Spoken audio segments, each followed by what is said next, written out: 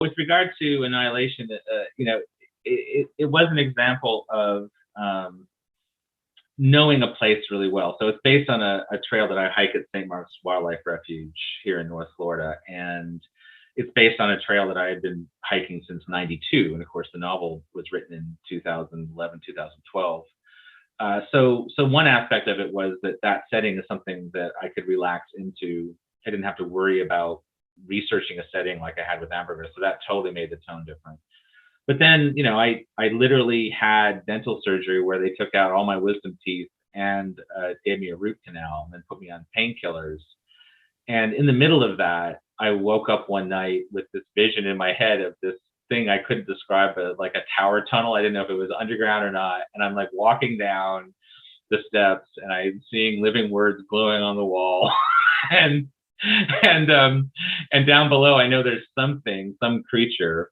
And if I turn the corner, I'm going to see it. And so I think my writing brain at that point woke me up to write down the words on the wall, because my writing brain knew if I saw the creature, I wouldn't write the story. Like the mystery would be solved in my mind. And so it is a very strange thing. I've very rarely seen words in a dream, let alone written down 1,000 of them from waking up. But that's not a story. So, I fell asleep. I got up in the morning, and that could have been the end of it. Just a weird dream that doesn't lead to anything. But in the morning, I had the character of the biologist in my head and the opening lines of the novel. Like my subconscious brain had already gone to work. Within 3 months, I had the whole finished novel, and I handed it to my wife, and I'm like, I wrote this like recovering from dental surgery. Is this a novel, or is this just about 4 women wandering a landscape on a hiking trail I used to do? She said, no, it's a novel. You should send it to your agent. First-hand detail. I mean, everything in there is first-hand detail, even things that seem uncanny, like the dolphin with the human eye. Yeah, I didn't see a dolphin with a human eye, but when you're out there walking and you see in a freshwater canal a dolphin that has come in with the high tide on the marshes to feed on fish, your brain doesn't expect the dolphin. So you literally go through a list of things that this wake trail could be, an otter or something else, and then the dolphin breaches and your mind kind of explodes. So it's kind of the same effect as if it's something uncanny.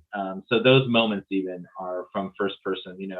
In the novel, they get charged by a wild boar, and I have also been charged by a wild boar. and so all of that is first-hand detail, and that's really important.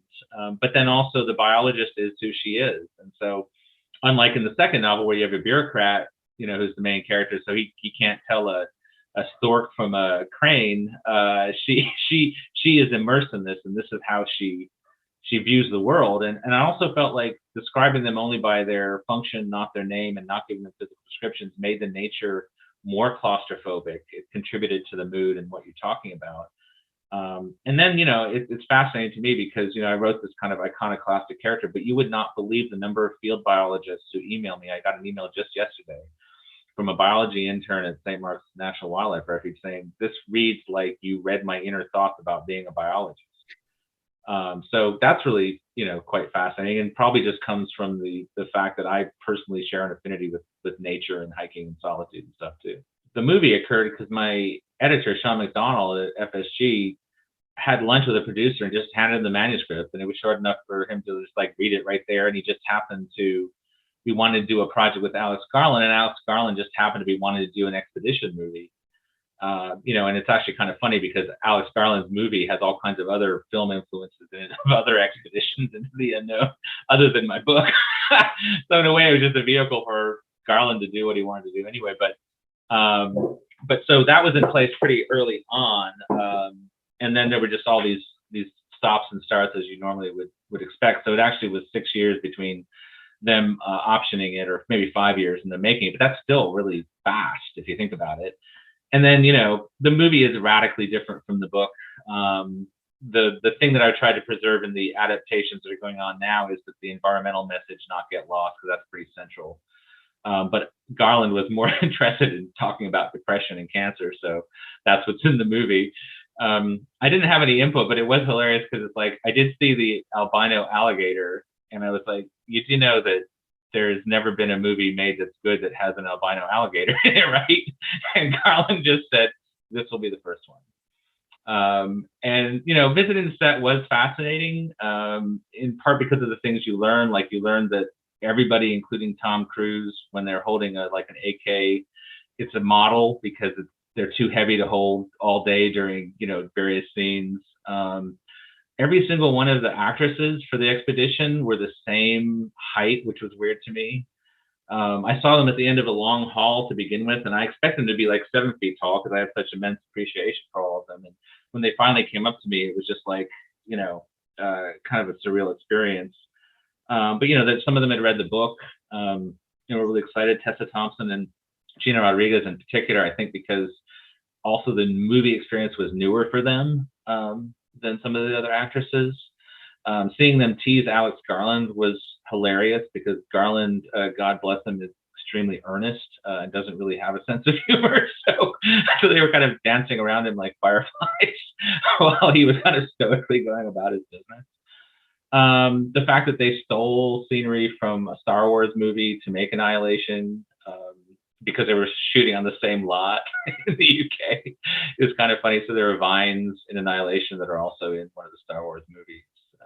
So things like that were quite interesting to see how it's made. Well, writing the first book, I knew that part of the mystery had to do with the paranoia and secrecy of the secret agency, the Southern Reach, that was conducting the expeditions, and not everything had to do with Area X itself. And so I was actually really excited, even though I knew it would be a pivot for readers and Authority, to basically explore the ecosystem of that secret agency.